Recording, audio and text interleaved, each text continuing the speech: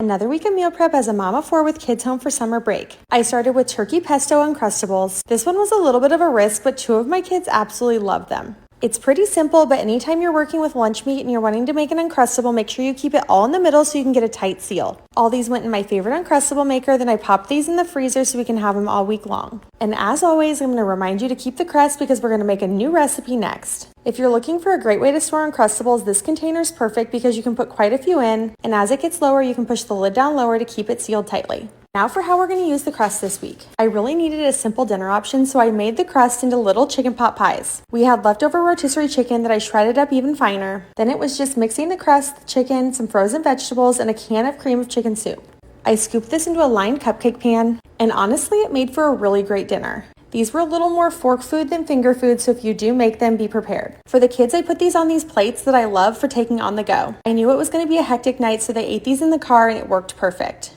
I'll definitely be adding this into our dinner rotation. Next was increasing what was in the freezer for lunch because everyone's going to be home all week next week for lunchtime. This little tortilla sealing mechanism is awesome. You can use it with 3 different sizes of tortillas. In this case, I filled it with all the pizza ingredients.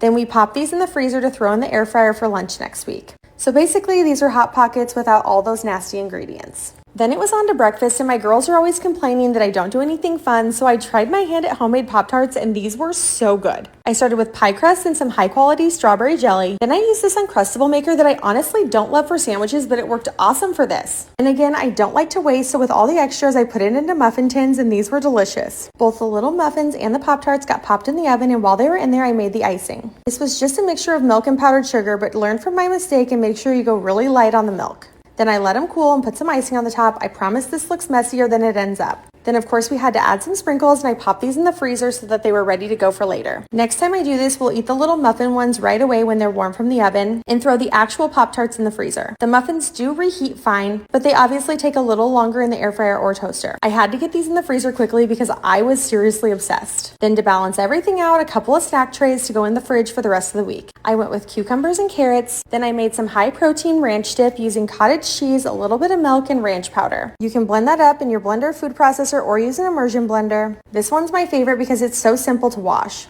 Then I put all of these in my favorite stainless steel snack containers. If you've got some older kids like I do, these are great because they're a little bigger than the plastic ones. Plus I love that their food's not in plastic all week. I popped these in the fridge, then it was on to one last snack and we were ready to be done for the week. Both of my girls love yogurt with grape nuts, so I did yogurt in these little snack packs. Then I did a mix of grape nuts and grape nut flakes. And my favorite part about these containers is you have the option to put a spoon right on the lid. So these went right in the fridge, ready to be eaten. Enjoy!